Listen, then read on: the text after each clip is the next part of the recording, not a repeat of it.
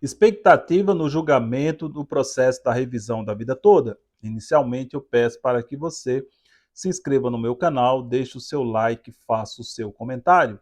Nós temos vídeos semanalmente tratando de matéria de direito do trabalho, direito previdenciário e norma de segurança do trabalhador.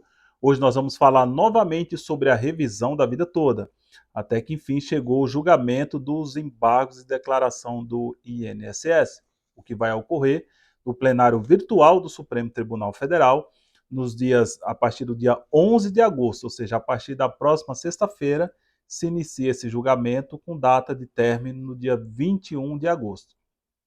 Depois que eu postei o vídeo anterior, houveram diversos questionamentos, algumas perguntas de diversas pessoas sobre esse julgamento, também qual seria a minha expectativa no julgamento dos embargos de declaração apresentado pelo INSS no processo de revisão da vida toda.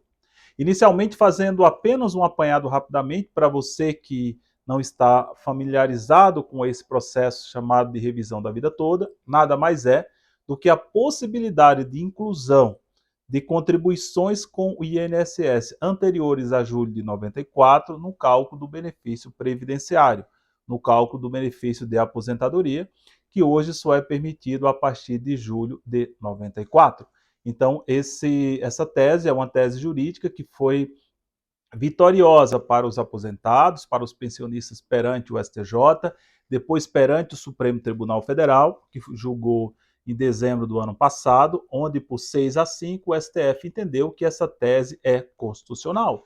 E a partir daí o INSS, após a publicação do acórdão, que ocorreu em abril já desse ano, o INSS apresentou esse recurso de embargos de declaração. Embargos de declaração. O que é um embargo de declaração? É um recurso limitado. Então, a minha expectativa é que não se altere praticamente nada, principalmente no mérito do recurso, da tese da revisão da vida toda. Por quê? Porque o embargo de declaração ele é limitado no sentido que ele serve para esclarecer questões no julgado, seja o acórdão ou na sentença, quando tem obscuridade, quando tem contradição entre, por exemplo, o texto fala, a parte da sentença fala uma coisa do acórdão e depois no tópico abaixo conclui de forma diversa. Então isso é contraditório. Ou mesmo omissão. Digamos que algum pedido que esteja no processo eventualmente não tenha sido analisado.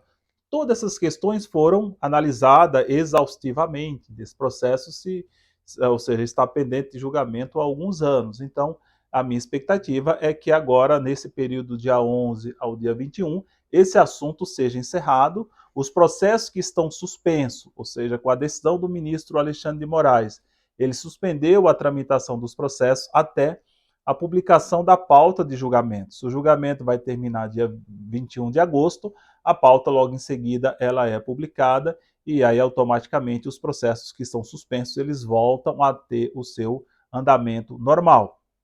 E eu também entendo e acredito que com o julgamento dos embargos de declaração não há mais nada a ser discutido, então essa questão será transitada em julgado, ou seja, o que é trânsito em julgado, quando não cabe mais nenhum recurso. Então a minha expectativa é que não tenha nenhuma alteração nesse recurso de embargos de declaração, justamente por seu alcance ser bastante limitado. Uma outra questão que muitos me fizeram, é no sentido de se algum dos ministros do STF pode apresentar algum pedido de vista.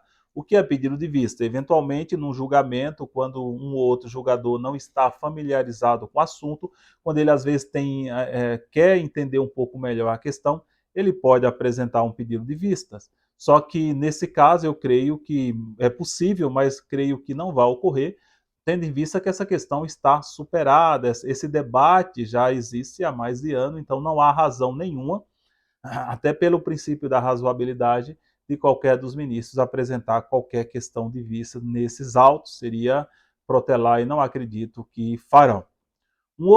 Uma outra pergunta que me foi apresentada é se os votos dos dois ministros que se aposentaram, se eles serão mantidos, se serão válidos, ou seja, quando julgou do mérito do recurso, que foi o voto do ministro Marco Aurélio e também o voto do ministro Ricardo Lewandowski. Na verdade, o Supremo até discutiu essa questão em dezembro, quando julgou o processo como um todo, quando julgou o mérito do recurso, entendeu que naquela época estava aposentado apenas o ministro Marco Aurélio, que era o relator dessa ação, e foi mantido. Então, creio que agora não há nenhuma outra discussão de tentar se alterar isso, salvo se tivesse eventualmente uma alteração legislativa nesse sentido, mas o que não ocorreu. Também muitos me perguntaram, Juscelino, e os dois novos ministros, né? O Alexandre, o que foram indicados recentemente. Primeiro, o ministro André Mendonça, que não participou do julgamento em dezembro, e também que justamente substituiu o ministro Marco Aurélio de Mello, e o ministro que foi indicado agora recentemente, que tomou posse, o ministro Zanin. Na verdade, esses dois ministros eles não votarão, por uma razão muito simples, porque os votos dos outros dois serão mantidos, então eles não votarão nesse recurso de embargo de declaração. Então, o Supremo tem 11 ministros, mas nesse caso apenas 9 participarão do julgamento de embargo de declaração. O que permitiria que esses dois novos ministros pudessem votar se eventualmente tivesse ocorrido alguma alteração legislativa ou também se tivesse surgido uma matéria nova, algo extraordinário que não estava previsto no texto do recurso anterior, não que surgiu agora no embargo de declaração, aí sim, aí se justificaria, mas não é o caso. Então, esse recurso será julgado por 9 ministros. Então, em linhas gerais, esclarecendo para você que me questionou, é possível pedir de vista sim, mas acredito que não ocorrerá. Os votos dos dois ministros anteriores que julgaram o mérito, Ricardo Lewandowski e o ministro Marco Aurélio, sim, são mantidos. E os dois novos ministros não farão parte desse julgamento. Esse julgamento ele ocorrerá no plenário virtual. Também me perguntaram, é possível que algum ministro desses que vão julgar, desses 9, possa apresentar alguma questão de destaque? O que é questão de destaque? É quando o julgamento é virtual e na hora de apresentar o seu voto, um determinado ministro ele pode querer que esse julgamento vá para plenário presencial, como ocorreu no julgamento do recurso em dezembro. Então, isso é possível ocorrer? Sim, é possível. Creio que não vai ocorrer por se tratar de embargos de declaração que têm um alcance limitado, mas isso é possível sim que ocorra. Então, embora eu acredite que não é possível que algum apresente, mas eu não acredito que farão. Então, em linhas gerais, em conclusão, a minha expectativa no julgamento desse embargos de declaração é que em nada vá alterar aquilo que os ministros decidiram em dezembro do ano passado, com um acórdão publicado em abril, no sentido de possibilitar a inclusão de contribuições anteriores a julho de 94 para se estabelecer o cálculo da renda mensal inicial do benefício. Por último, você que ainda não entrou com o processo de revisão da vida toda, que nós chamamos de revisão da vida toda, você pode fazê-lo ainda, mesmo o Supremo que já começa a julgar em definitivo os embargos de declaração do dia 11 ao dia 21, mas você pode entrar nesse período ou depois, posteriormente. Se tiver alguma dúvida a mais e quiser tratar especificamente desse assunto conosco, nos chame nas redes sociais, nos chame no Instagram, e será um prazer esclarecer, aclarar eventuais dúvidas. Um forte abraço, até o próximo vídeo.